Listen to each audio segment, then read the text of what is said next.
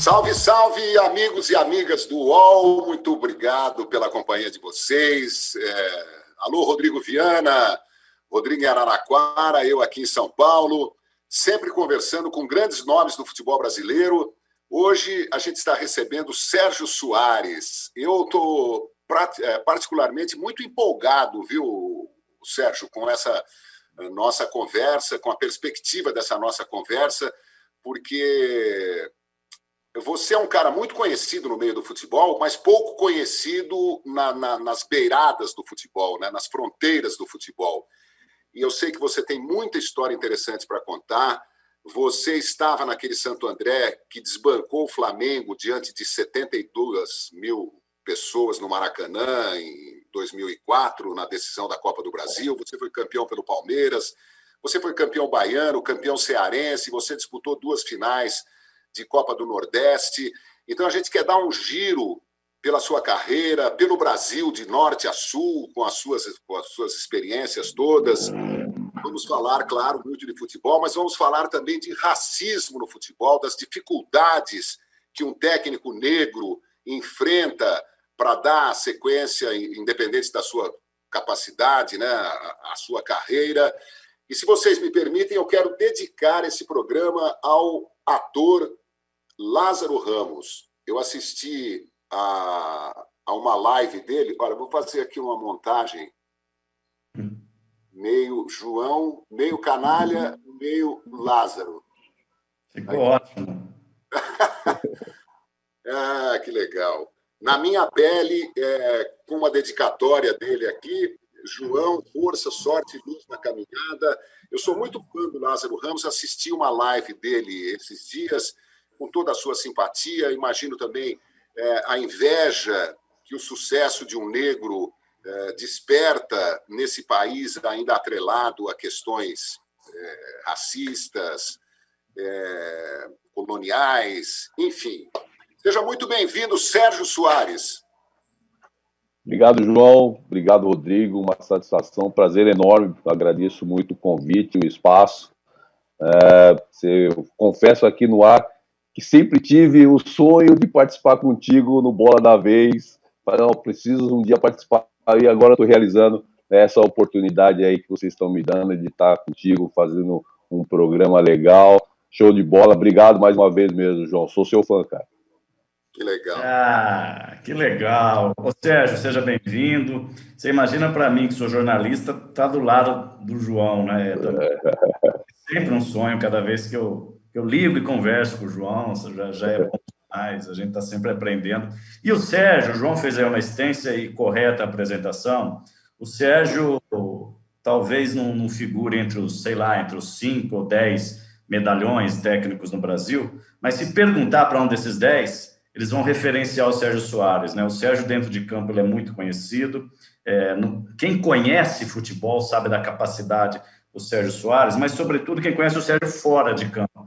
Eu tive a possibilidade de conhecer o Sérgio um pouquinho só, muito pouquinho, em Araraquara, porque ele treinou várias equipes do interior, além de treinar grandes equipes também, e as do interior são grandes equipes. E o Sérgio, como disse o João, se situa muito bem na sociedade que a gente está, seja dentro de campo, com uma colocação técnica, tática, seja numa colocação social, política, econômica. E a gente, Sérgio, sempre diz aqui, eu e o João, que é difícil mesmo, rareia isso no futebol. Infelizmente, pessoas sérias, pessoas inteligentes. Eu tenho que dizer isso aqui, as pessoas às vezes me criticam, João. Infelizmente, rareiam pessoas inteligentes. E a gente procura trazer aqui pessoas assim. E é só por isso que a gente te convidou. Não é por esse caminho que você está aí, está fermoso. Está parecendo um jogador da NBA, né? Tá o típico americano da NBA, com 2,10 m de altura, assim. Legal, pô. Obrigado. É uma grande satisfação, Rodrigo. A gente conviveu ali pouco tempo na Ferroviária, em Araraquara, né? Mas é uma satisfação imensa. O cara sabe que eu tenho um maior respeito e um carinho por você e trocar ideias sobre futebol, trocar ideias sobre coisas que são inerentes a futebol. Para mim é muito prazeroso, e nós tivemos essa oportunidade, por menor que tenha sido, mas foi muito legal e só fez crescer a nossa amizade. Ô Sérgio, eu diria que para 99% dos técnicos brasileiros, talvez até mais do que isso, a vida profissional é muito difícil. Tudo bem, tem a questão financeira, uma minoria ganha muito bem, às vezes não recebe, né? É demitida e fica aí na justiça anos e anos esperando uma solução.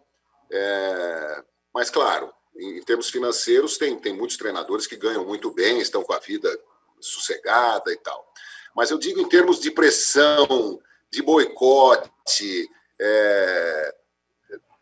de críticas permanentes, né? Não só de torcedores, mas de conselheiros, de próprios dirigentes de clube, de parte da imprensa. Eu sei que a vida não é fácil.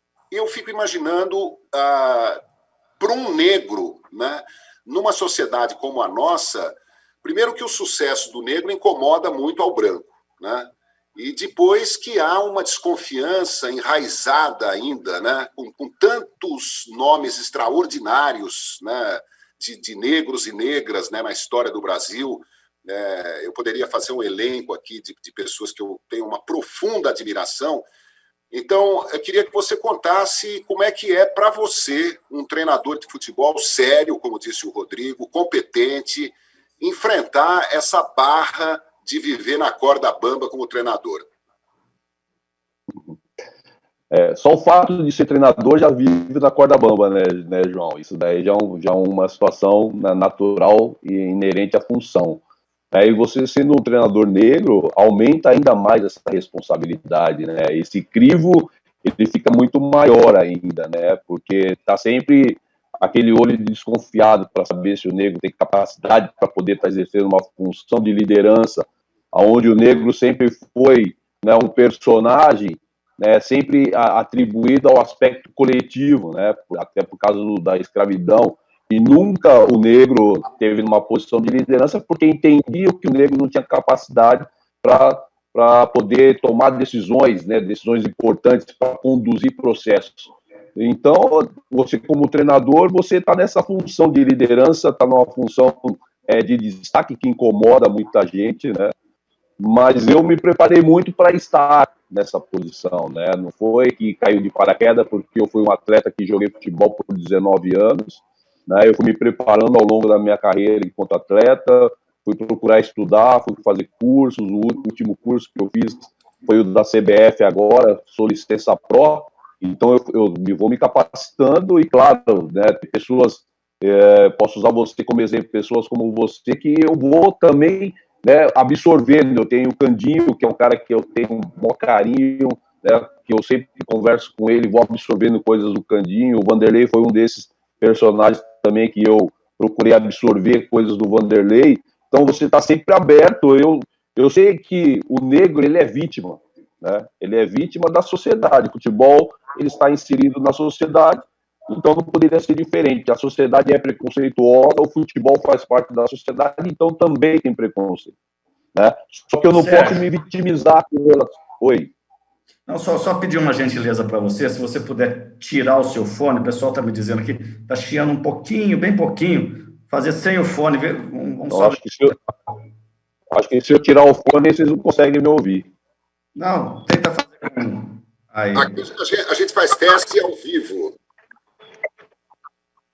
Tá ouvindo, João? Aí. Tenta tirar ele mesmo, Sérgio. Porque... Acho que sem o fone fica pior. Ah, você está no celular? Tá bom ou não? Melhorou. Não, parece... eu tô no computador. Pode... O pessoal está pedindo para você tirar mesmo aqui, o pessoal da técnica do UOL. Que talvez pega o áudio. Eu sempre uso... Não, mas despluga ele também. Despluga ele do computador. Aí, tirei.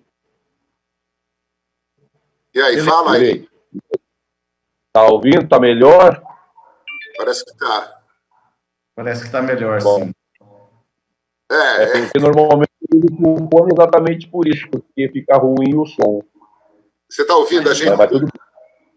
Eu tô ouvindo. Tô ouvindo. Então, vamos em frente. Melhorou? Tranquilo. A mesma coisa, mas melhorou, mas tá Tava Sérgio, ó. Não, ó, o pessoal pediu novamente para colocar aqui, prometo que é a última vez aqui. Pediram para tirar e pediram para colocar. É isso, o treinador às vezes sabe mais que o jogador, vai fazer o quê? É isso aí mesmo, faz parte. A gente já teve, Sérgio, vou deixar você continuar o seu. Você estava dizendo. Pode colocar novamente o fone.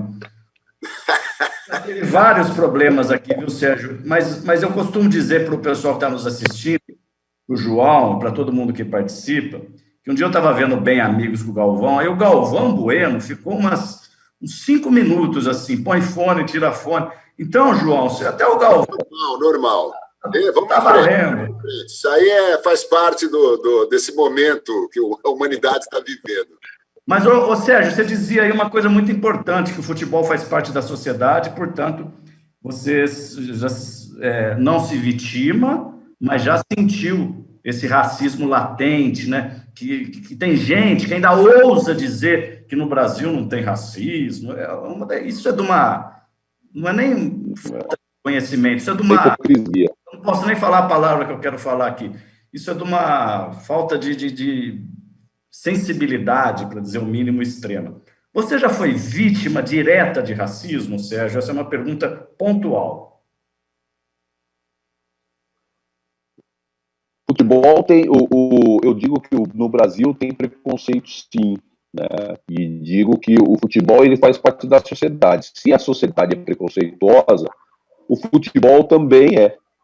Só que hoje nós vivemos num momento onde pessoas da pele clara, pele branca, né, estão engajadas para que termine isso, né? Apesar de nós estarmos no século XXI, né, a gente ainda está falando de preconceito, de racismo ainda, né? Isso para mim é lamentável. Talvez eu não vá aproveitar ainda realmente o término, né, dessa questão de preconceito, de racismo.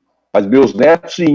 Meus netos irão aproveitar, porque tem muita gente engajada para que isso termine, né? Tanto é a prova que qualquer situação que venha acontecer com o negro, a gente vê muita gente, com o negro não, com um cara da pele preta, a gente vê muita gente da pele branca engajado, né? E totalmente fica tem a palavra, fica espantado, né, com a atitude de algumas pessoas que acham que porque tem a pele clara se sente melhor que o cara da pele preta, cara. Né? Então, tem muita gente que tem o preconceito, sim, mas eu vejo que tem muita gente da pele branca engajada para que isso termine. Isso é um ponto positivo que a gente está tendo, né? Eu entendo assim que o futebol, ele... Tinha gente da pele branca na Avenida Paulista, aqui em São Paulo, ontem, no dia 7 de setembro, dia da Independência, com um trio elétrico com a bandeira dos Estados Unidos e uma faixa pedindo a reeleição de Donald Trump nos Estados Unidos. Então, quer dizer, é uma sociedade meio bipolar, para dizer o mínimo, né?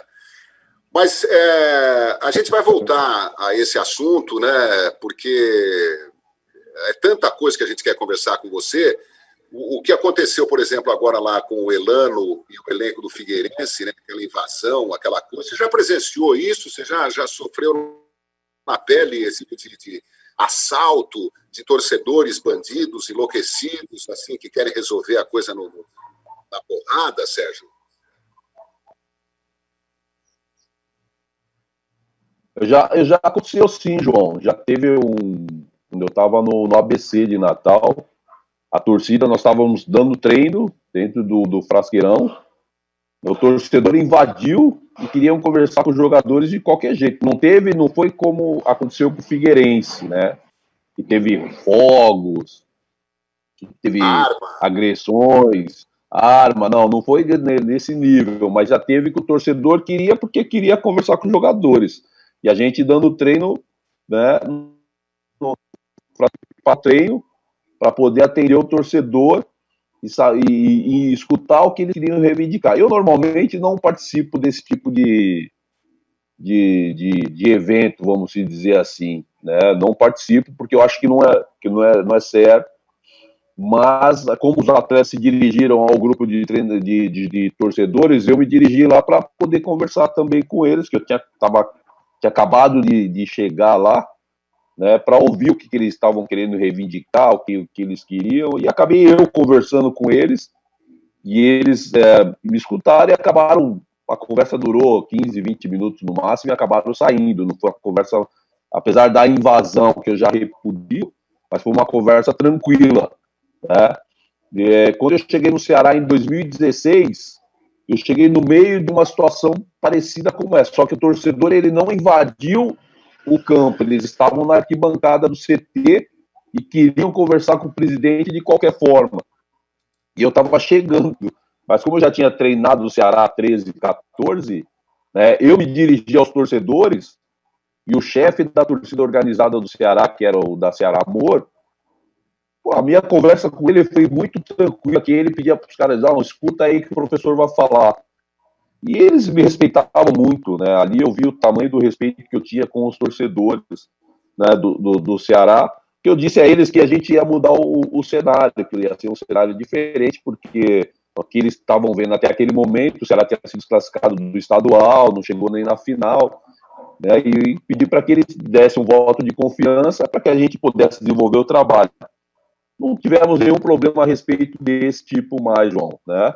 Então, assim, teve uma conversa, eu já teve uma situação, quando eu estava lá em 2014, que a torcida queria conversar com os jogadores, me perguntaram se eu permitia, eu falei, não, eu não sou a favor, agora quem responde é a diretoria, se vocês entendem que acha que é legal o torcedor conversar com o atleta, eu não sou, só que eu não vou ficar presente, porque eu não concordo. Se eu não concordo com uma situação, eu não posso estar presente nessa situação, que aí eu vou estar sendo conivente contra aquilo que eu prego, de não atender o torcedor dentro do seu campo, dentro do seu local de trabalho. Eu conheço o meu camisa 10, João Carlos Albuquerque, que está querendo falar de dentro do campo um pouquinho, nós já vamos, mas deixa eu só recuperar uma coisa que a gente conversava antes de começar, viu, João? Eu vou fazer uma provocação positiva aqui ao Sérgio. Tá difícil ser sério no futebol hoje, Sérgio? Tá difícil o futebol trabalhar com gente séria? Eu vou dar a minha opinião. Para mim, tá. Futebol, jornalismo, um monte de coisa.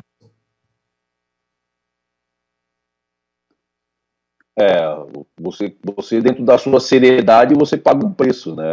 Isso daí não tem como, é inevitável, né? Futebol tem muita coisa que você, às vezes, tem que fazer a grossa para poder transitar, né? Eu continuo com a minha linha, sou um cara muito reservado em muitos aspectos, né? Já fui procurado por alguns empresários para levar jogador e levar dinheiro, então não compactuo com isso. Eu recebo muito bem nos clubes onde eu trabalho, então eu vivo do meu salário, né? E isso acontece muita coisa, tem muita gente querendo fazer, tem essa entrada, né? Mas assim, a gente conhece inúmeros profissionais que estão da minha linha também, né? Que não aceita esse tipo de situação, é uma situação totalmente desagradável. Teve empresários que eu bloqueei no meu telefone, né? Porque insistiam com esse tipo de situação, e esse tipo de situação eu não compactuo, né? Mas essas coisas, sempre tem alguém que oferece, né? Vai de você saber conduzir bem. Eu acho que essa é uma linha que você tem que carregar com muita seriedade, né? Porque amanhã ou depois isso daí fica depois contra você, né? E eu não sou dessa linha, e alguns empresários que me procuraram nesse sentido sabem disso, né?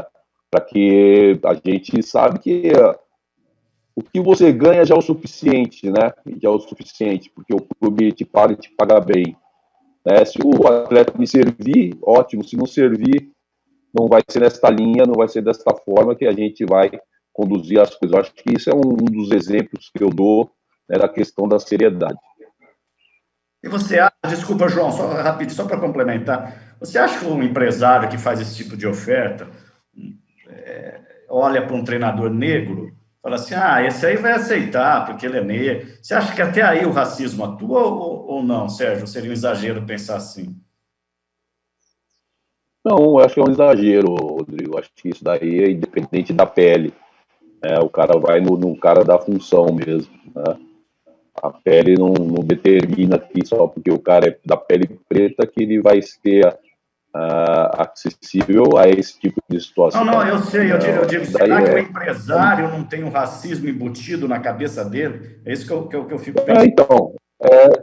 Então, é exatamente isso que eu estou dizendo, porque o empresário ele não olha se o cara é negro, né, ou se o cara é branco, ele quer tentar conversar com o treinador, né? Olha para a grana. Para você que está chegando agora, seja bem-vindo, bem-vinda. Sou João Carlos Albuquerque, esse aqui é o Rodrigo, aqui do outro lado aqui é o Rodrigo Viana, embaixo de mim é o Sérgio Soares. O Sérgio Soares tem histórias assim, no Palmeiras, no Santo André, no Ceará, no Bahia, no Atlético Paranaense. A Ferroviária. Na Ferroviária, a gente pode misturar histórias de dentro e fora do campo durante essa conversa que vai até às 3 da tarde aqui no UOL. Queria refrescar a memória dos torcedores do Palmeiras, né? Lembrar aquele timaço do Palmeiras de 96, né, Sérgio? E você fazia parte do elenco, jogava, né? O meio-campo que tinha Flávio Conceição, Galeano, enfim. Quero que você conte um pouco sobre aquela conquista. E depois a gente vai dar um giro aí pelas suas... Quero falar de Copa do Nordeste, né? Como é que é? A gente tem uma impressão de como é a disputa da Copa do Nordeste, mas a gente não sabe exatamente o que é uma decisão de... Você esteve em 2 decisões da Copa do Nordeste, né? Vamos falar daquele Palmeiras, Sérgio. Como é que era o seu papel lá como volante? O Palmeiras de 96 foi um sonho realizado, né, João? A gente, enquanto menino, nossa época, a gente sonhava em ser atleta profissional e jogar em time grande. Hoje os meninos sonham em jogar na Europa, né? A gente sonhava em jogar vestir uma camisa grande, né? Uma camisa pesada do futebol brasileiro. E quando eu cheguei no Palmeiras, eu realizei esse sonho, né? E fui privilegiado de chegar no Palmeiras, onde tinha aquele baita time, né? O time com um treinador que eu reputo ainda como um dos melhores, né? Eu classifico o Vanderlei como um dos melhores, na minha opinião, até hoje. E joguei com Miller, com Rivaldo, Cafu, Júnior, Veloso, né? Djalma e Luizão, que nós já tínhamos jogado junto no Guarani em 95. E ainda tinha o Roque Júnior no banco, tinha Marcão, tinha Elivelto, bom, enfim, gente. Amaralzinho era, né, os 4 volantes, eu, o Galeano, Amaral e o Flávio.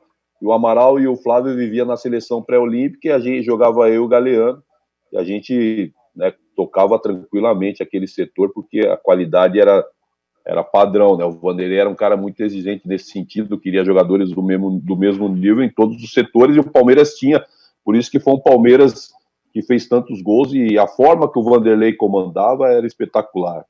Eu brinco com o Vanderlei até hoje, que eu falo, fiz um estágio com você, você nem sabia.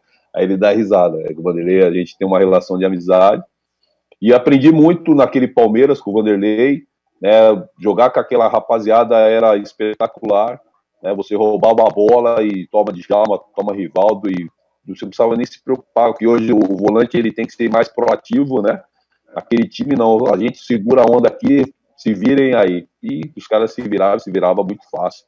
Era muito fácil. Marcou 100 gols, né? Foi o time dos 100 gols. Nós perdemos um jogo pro Guarani em Campinas, né? Perdemos de 1-0 e o Palmeiras foi campeão perdendo apenas uma partida naquele campeonato. Assim, mas o mais legal assim, que eu vejo do Palmeiras de 96 era o apetite que aquele time tinha para jogar futebol.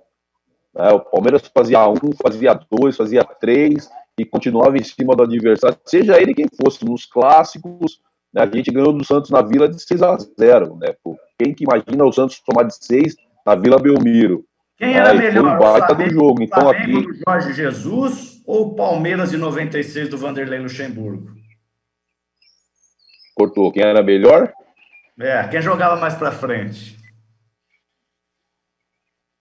Eu não consegui ouvir, Rodrigo. Eu só ouvi quem era melhor. Quem é que jogava mais para frente, frente, futebol mais ofensivo, vistoso? Era o Flamengo do ano passado do Jesus ou esse Palmeiras de 96 que você jogou do Vanderlei?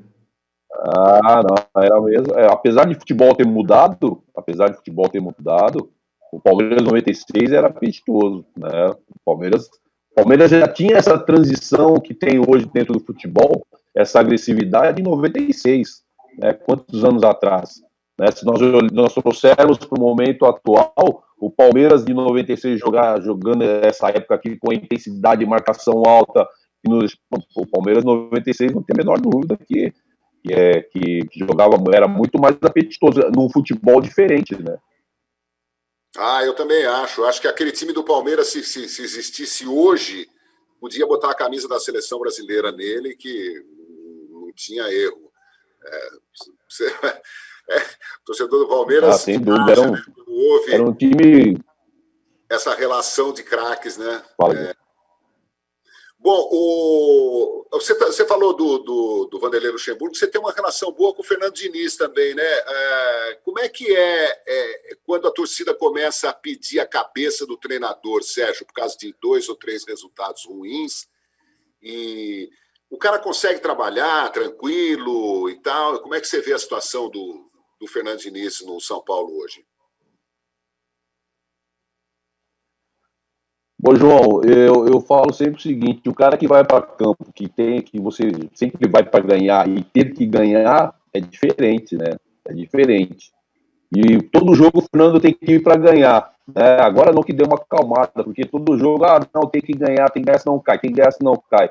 Apesar de não ter torcida no estádio, que eu acho que isso também, de repente, é algo que até deu uma diminuída, acabou ajudando nesse processo, porque se o torcedor está ali atrás do banco, o torcedor está no estádio, né, a pressão aumenta ainda mais, mas com as redes sociais a gente consegue ter um termômetro, né, da pressão que é do torcedor.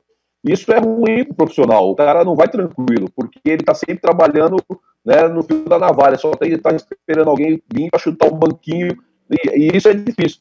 Você tem que ir para o jogo, você vai lá, vamos falar do Fernando, depois do jogo do Mirassol, que ele começou o brasileiro, todo jogo, até umas 3 rodadas atrás, o Fernando sempre teve que jogar para ganhar, e se ele perdesse, ele cairia.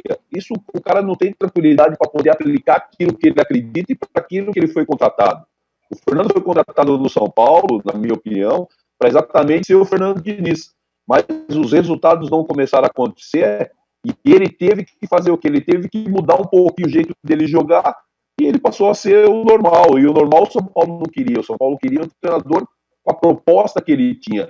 Só que, o cara vai cair.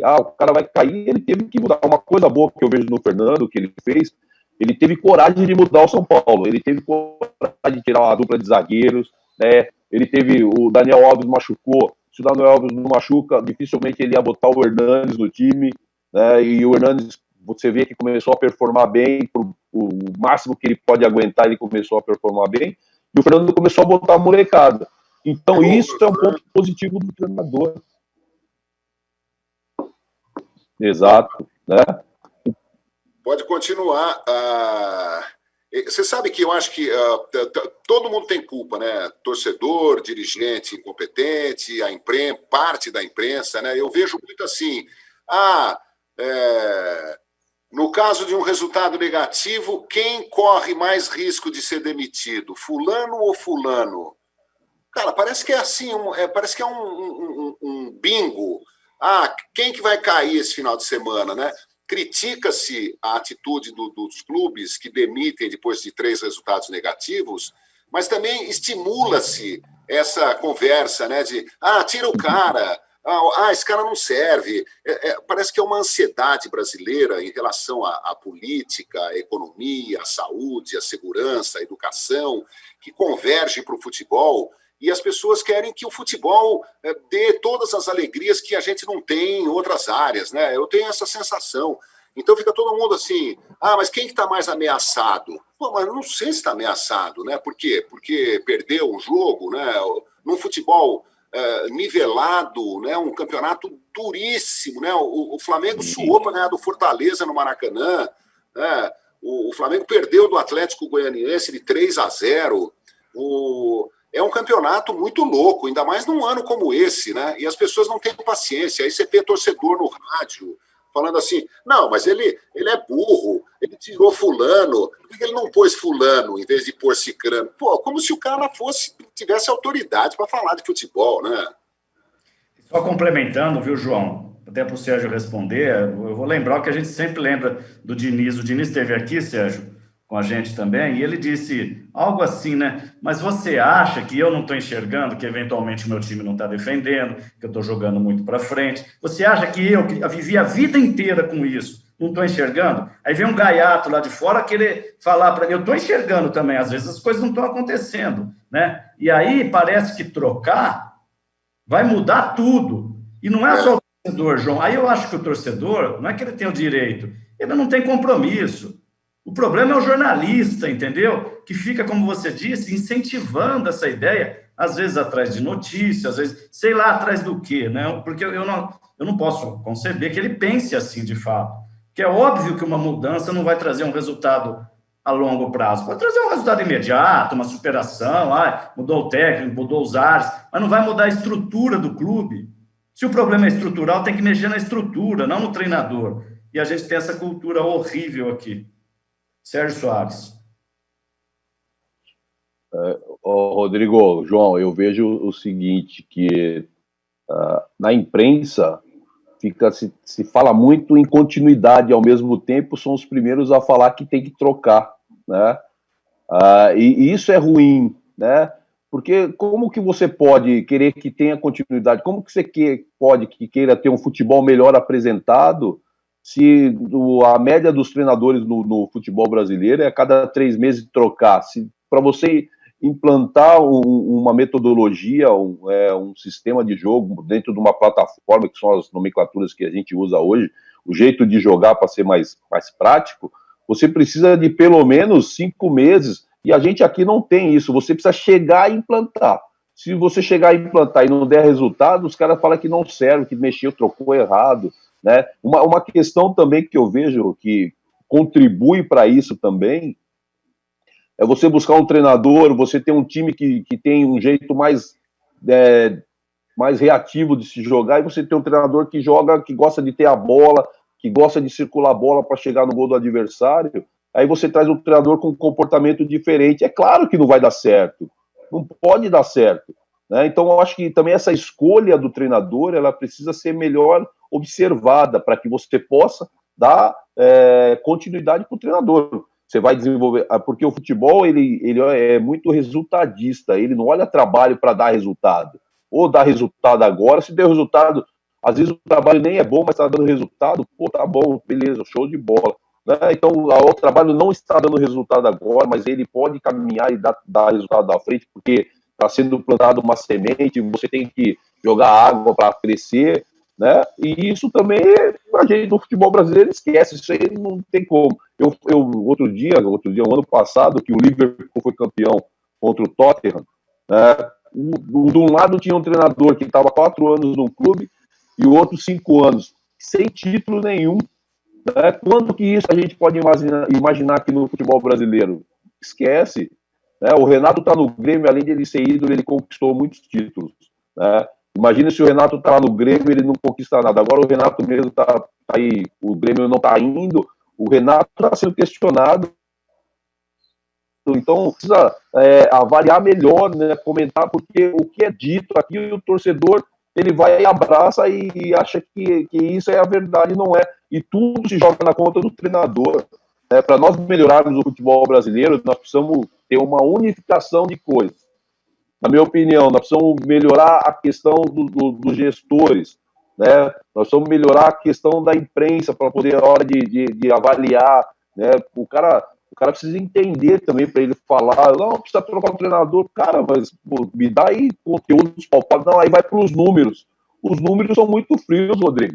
Né? Você pega aí um time que, um exemplo, você pega aí um time que tem posse de bola lateral, ele vai estar com 90% de posse de bola, mas não tem ação ofensiva. Agora, você pega um time que é um pouco mais agudo, que vai errar mais, é claro que vai errar mais fácil, porque ele vai tentar mais. né? Então você não pode avaliar números, né? Ah, Sérgio, mas como não vai avaliar números? Mas os números são precisos. Não, mas os números são frios.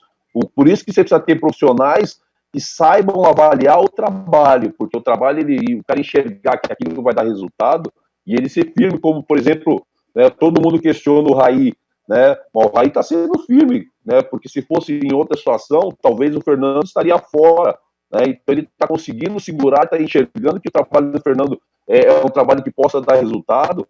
Então ele está. Agora, se fosse por tudo que a gente escuta, o Fernando teria saído. Então, acho que é essa questão que é você acreditar no trabalho. O futebol brasileiro precisa encerrar ciclos. Ah, Sérgio, mas vai encerrar ciclos e o time vai cair.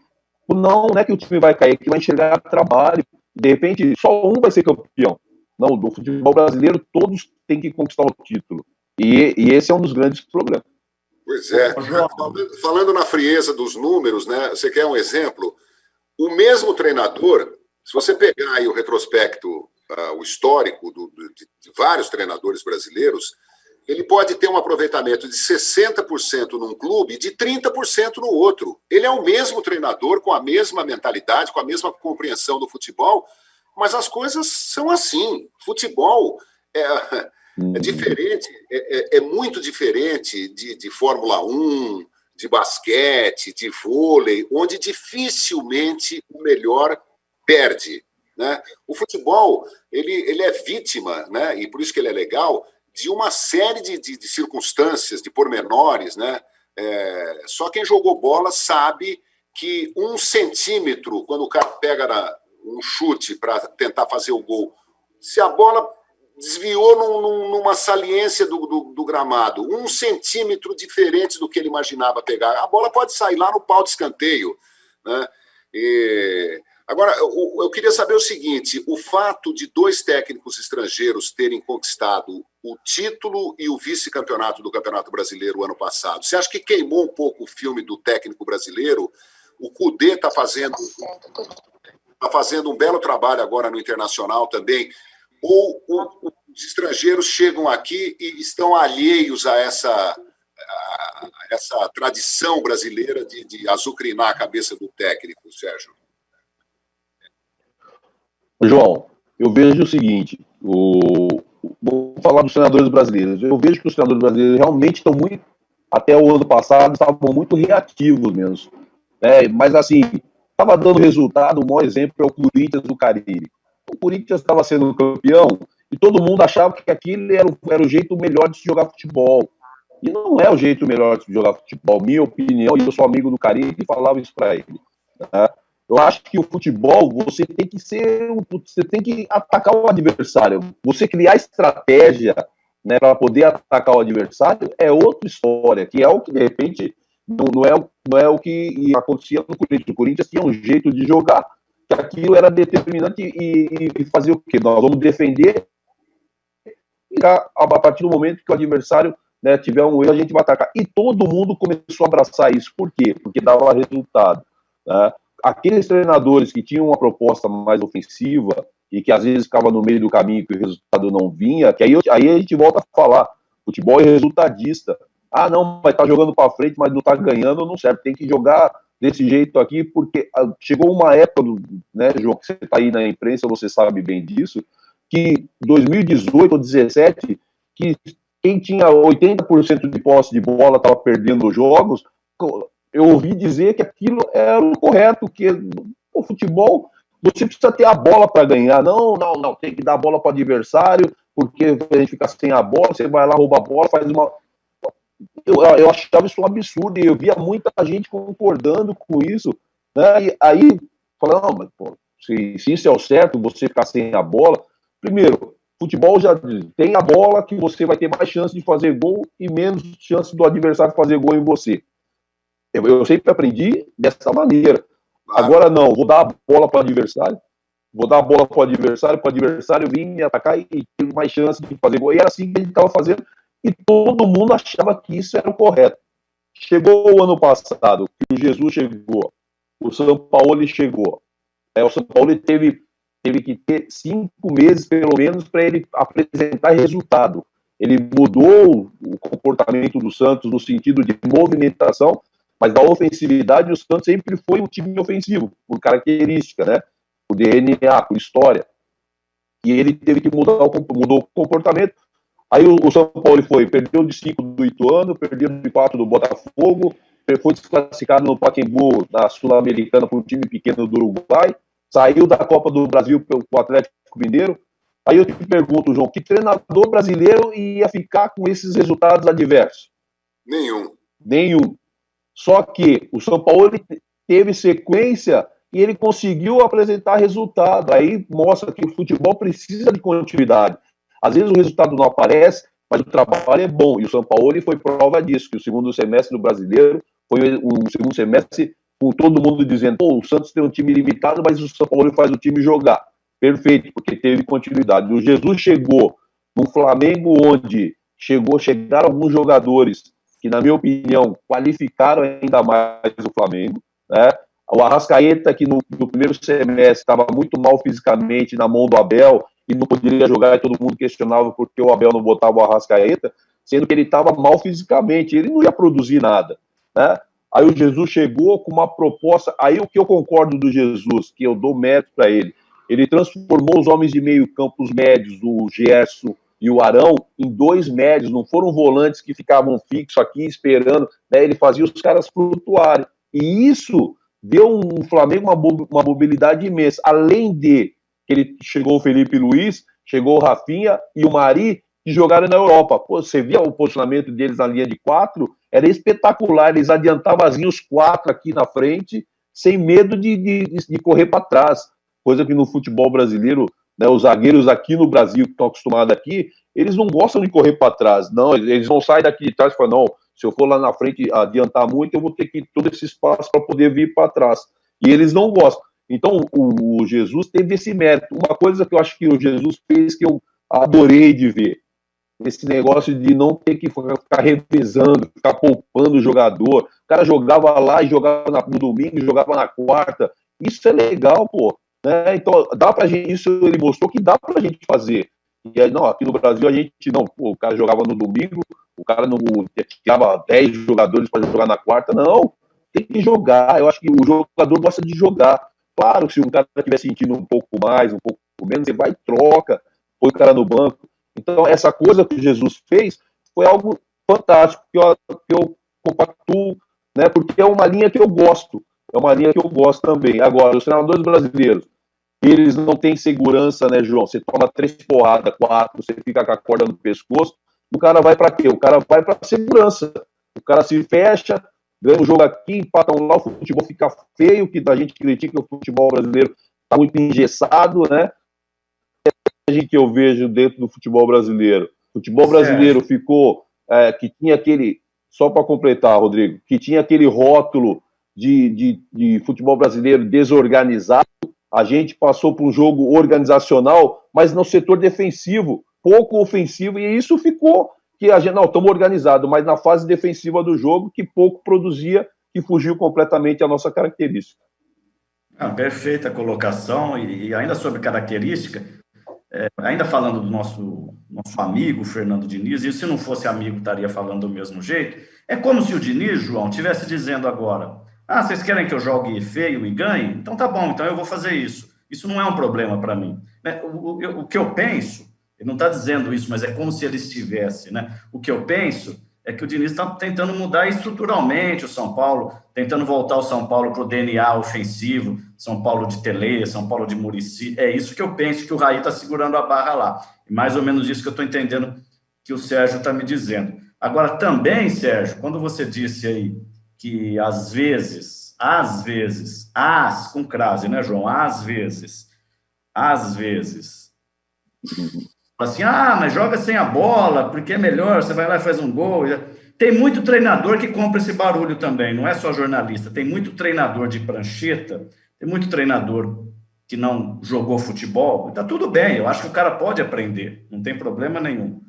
Mas tem muito cara que não teve dentro do campo e que compra qualquer barulho tático, leituras. Então, aí volta para o jornalista, João. A mesma voz que pede as vitórias é a voz que pede para o time jogar bem ou jogar bonito quando não está jogando para frente. É a mesma voz.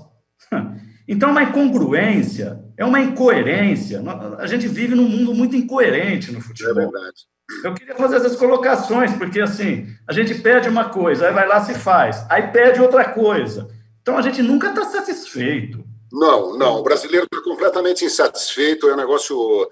Olha, faltam 12 minutos para acabar esse programa, queria que você falasse da sua experiência no Bahia, no Ceará, dificuldades que você encontrou, se você foi bem recebido, se você... Enfim, conta aí para a gente, Sérgio. Campeão baiano, campeão cearense... No eu tive no Ceará, cheguei em 2013, né? Foi a minha primeira experiência no Ceará. O Ceará estava 3 pontos da zona do rebaixamento, jogando de uma forma com 3 volantes, que é exatamente o que nós conversamos aqui agora há pouco, né? Falando de uma forma criativa, que é o termo que usa hoje. E eu, com o meu jeito, do jeito que eu gosto de jogar, eu mudei. Foi no primeiro treino, eu já trouxe o Ricardinho para uma função diferente, né? Para uma função diferente. E o João Marcos também. E acabou fazendo que o Ceará mudasse de forma de jogar. Foi para 2014, e o Ceará em 2014 era o terceiro. O Ceará era o melhor ataque do Brasil em junho de 2014, pela proposta que foi oferecida, né? Foi muito legal. E isso foi algo muito gratificante, que ficou marcado até hoje no clube, né? Ficou marcado até hoje a forma de jogar. Eu deixei um legado técnico lá. Chegamos no ano do centenário, ganhamos o tetracampeonato cearense, ganhamos a Supercopa Cearense e chegamos à final da Copa do Brasil, da Copa do Nordeste, que é um campeonato muito, muito forte, que o torcedor gosta muito lá na região do Nordeste, com o Ceará contra o Sport em 2014. No Bahia, em 2015, foi um Bahia que era um processo de reconstrução, porque o Bahia tinha caído da A para B, né, e o Marcelo Santana tinha acabado de assumir o Bahia. E ali, assim, foi algo mais... Eu digo que foi um grande desafio da minha carreira, foi ter dirigido o Bahia naquele ano, porque a gente tinha um Bahia com dificuldades financeiras, que só tinha recurso até junho, e a gente teria que vender um atleta, que a gente subiu alguns jogadores da base para a equipe profissional, inclusive o Jean, que teve no São Paulo e hoje está no Atlético Goianiense, foi eu que inseri ele no clube, na equipe principal. E nós convencemos o Max a ficar, que queria sair, o Max Bencuti, o Chiesa queria sair, né, o Tite queria sair, conseguimos convencer eu, o Alexandre Faria, o Denis, mais o presidente, o Marcelo Santana, o Pedro, que era o sub lá, que não pode falar vice, lá só pode falar sub, né, porque tu fala que vice é o Vitória, né, tem essa questão, então é o subpresidente, que era o Pedro, o Éder Ferrari, que era o gerente.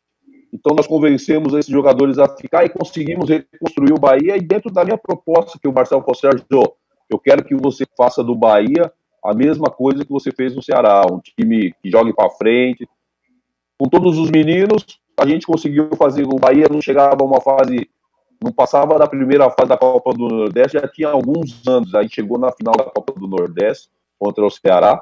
Nós fomos campeões baianos, revertendo um jogo onde a gente tinha perdido o primeiro jogo contra o Vitória da Conquista por 3-0, ganhamos de 6-0 na Fonte Nova, né, e o Bahia jogando o futebol ao nível do Bahia naquele ano, e o Bahia conseguiu vender o Bruno Paulista para o Sporting de Portugal, né, aí entrando um dinheiro no caixa, que era o objetivo, para a gente seguir na Série B, e eu fiquei no Bahia até outubro, o Bahia era 5º colocado, e o Marcelo resolveu me trocar, né, mas eu coloco assim como um trabalho dentro da que a gente estava de objetivo, a gente conseguiu. Foi um trabalho. O Marcelo Santana é meu amigo até hoje, e ele se arrepende até hoje de ter feito a troca, porque ele falou que acabou sendo injusto, porque o time não tinha recurso, e a gente conseguiu fazer um... Sérgio, deixa eu ver se o Mano não chegou ainda. Ô, Guilherme Belintani, o Sérgio Soares está na área, hein? O Roger Machado acabou de cair lá no Bahia, né? O Roger saiu agora. Foi um grande trabalho, João. Foi um trabalho legal. Foi 2 passagens legais assim no Nordeste, né? A Copa do Nordeste. sinceramente, eu não entendi a demissão do Roger, mas a gente não sabe muito dos detalhes, né? Não, ninguém entendeu, né, João? Porque o Guilherme foi no Twitter 2 dias antes, fez um discurso de 50 mil linhas lá, dizendo que ele não iria demitir o Roger. Passou 2 dias, perdeu o jogo, demitiu. Eu sei que tem desgaste, eu sei que a posição lá, você conhece bem, é massa, mas eu acho que ele deu a palavra, tinha que segurar, enfim. A gente, jornalista, acha, né? Ô, Sérgio, a gente não pode deixar de falar daquela jornada gloriosa do Santo André no Maracanã contra o Flamengo. Queria que você revivesse aquela decisão da Copa do Brasil. Você estava no banco, mas já tinha parado de jogar. Você jogou aquele campeonato, mas no meio encerrou a carreira de jogador. É o único caso de treinador, jogador, campeão ao mesmo tempo. Então, conta aí para refrescar a memória. Eu falo que eu fiz 3 funções naquela competição, né? Eu comecei a competição como atleta, parei ali depois do jogo do Guarani lá em Campinas, no jogo de ida. Fui convidado para ser um gerente, acabou que o Ferreira saiu e o Chamusca assumiu, e eu assumi, fiquei como auxiliar do Chamusca, e depois o Chamusca foi expulso no jogo do Palmeiras no 4-4, lá no Parque Antártico. O Pérez Chamusca, que está lá no Al Faisal, na Arábia Saudita, o Marcelo Chamusca. Irmão do Alexandre, que está no Cuiabá, né? É o Marcelo Chamusca. Marcelo. Família de treinadores. E pessoas espetaculares, né? E acabou que o Chamusca foi expulso e cumpriu suspensão nos 3 últimos jogos. E eu fiquei na área técnica no jogo do Maracanã, né? Tinha 37 anos, a gente tinha uma congruência muito forte, linha de raciocínio muito parecida do trabalho. E a gente tinha estudado muito o Flamengo, né, João? A gente sabia que o Flamengo tinha um déficit físico a partir dos 20 minutos do segundo tempo. Nós fomos para o primeiro tempo para não tomar gol. Falar, vamos segurar, porque o Flamengo, mesmo com a vantagem, que na época tinha a vantagem, ter feito 2 gols aqui, evidente que o Flamengo não ia jogar atrás contra o Santo André com o regulamento embaixo do braço, com o Maracanã com 80 mil pessoas contra o Santo André, né? A torcida não ia permitir, não deu outra. O Flamengo veio para cima, a gente se fechou, tentou, 0-0 o primeiro tempo. Aí nós tivemos a felicidade de uma jogada treinada pelo Chamusca, de bola parada com o Elvis batendo, o Sandro Gaúcho saindo de dentro do goleiro, ele fez o gol 1-0, e eu olhei no relógio e falei, 6 minutos, eu lembro até hoje. Os caras agora vamos segurar mais um pouquinho, ainda falei pros caras. Aí com 21 nós fizemos 2-0. Na minha cabeça eu falei, não, esses caras, o máximo que eles podem vir a conseguir é o empate, mas a gente, 21, 25 é onde tinha o déficit de queda de rendimento, eles não vão conseguir. E eu fiquei controlando o relógio. Eu lembro que o Felipe, que era o cara mais lúcido do Flamengo, a gente botou uma marcação em cima dele, que era o Dirceu e o Ramalho, neutralizamos o Felipe e o Abelão botou o Atirson. Aí o que eu fiz? Eu botei o Daguia, que era um cara que marcava melhor que o Nelsinho, fechamos esse setor e o relógio foi passando. Eu lembro que o Fernandes, que tá na Band hoje, o Fernandinho, ele tava do meu lado, tava na Record. E o jogo acabando, ele falou, Sérgio, não sai daqui que eu quero falar com você. Eu falei, não, Fernandinho, você é campeão da Copa do Brasil, eu vou lá pro meio do campo. Não, segura aqui. Aí acabou, o Simão apitou, ele segurou no meu braço aqui, fala comigo, Sérgio. Aí eu falei com o Fernandinho e foi espetacular, foi um momento magnífico que eu guardo com o maior carinho. Esse Sérgio. Só para lembrar, o Santo André tinha eliminado o Atlético Mineiro e o Palmeiras, né? E aí empatou o primeiro jogo da final, 2-2. Nós ganhamos o Atlético de 3-0 do Atlético aqui. Do Atlético foi 3-0 aqui e perdemos lá de 2-0. O Palmeiras foi 3-3 no Bruno e lá no Parque Antártica foi 4-4. A gente perdendo de 4-2 até os 35. Tá certo.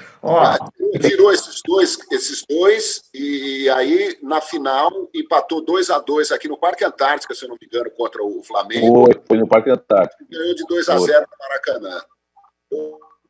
Nós estávamos ganhando do Flamengo até aos 35 de 2-1. Aí o Atirson fez um gol de falta que para nós foi bom o empate. Por quê, João?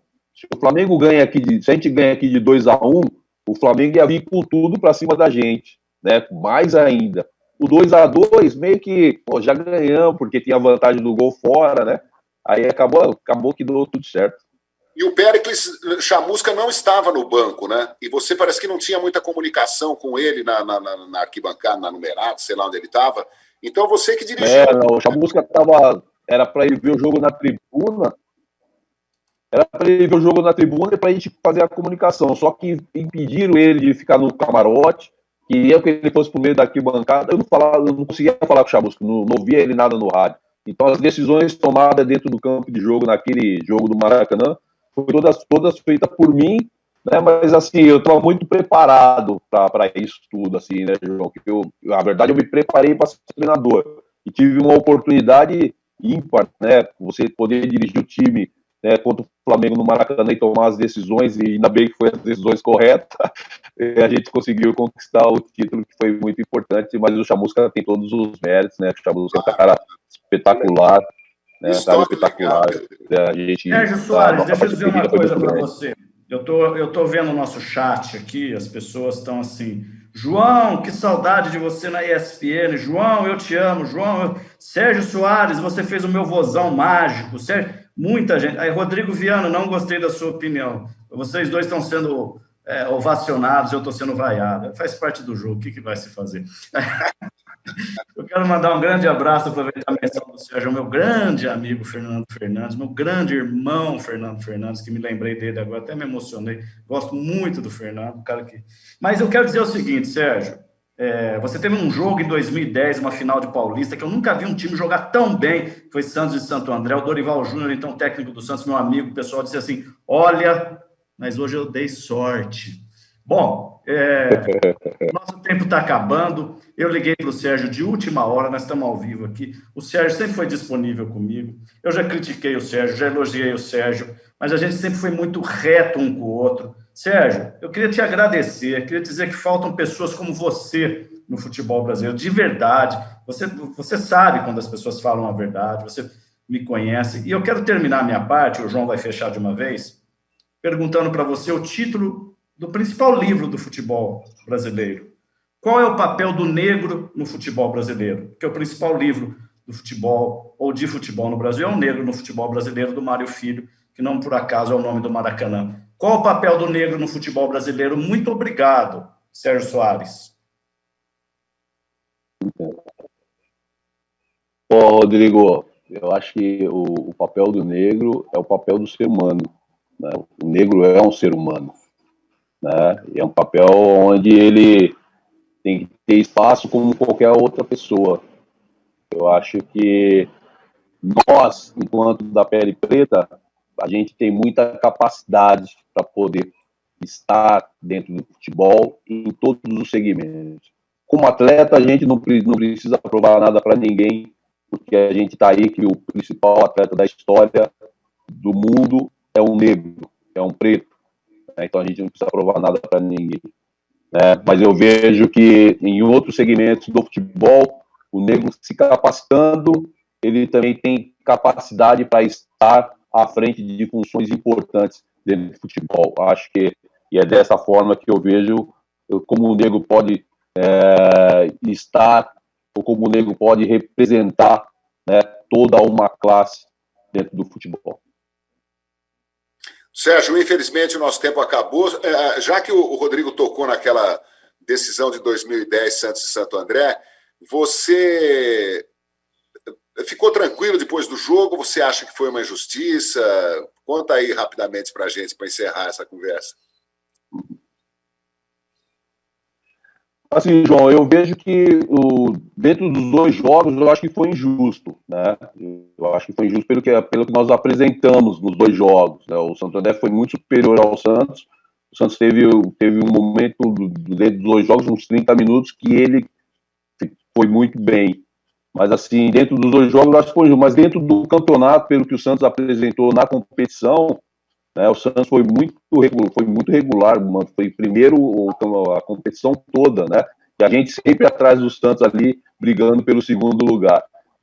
Então, se nós olharmos, né, a competição inteira, foi justo, mas pelos dois jogos, o Santo André merecia uma melhor sorte, até porque nós tivemos um gol legítimo, que se hoje tem esse VAR que faz um mal danado para o futebol, né, que faz um mal danado para o futebol, ele estaria presente e ele daria para nós o gol, que foi muito claro e muito fácil, né, para identificar.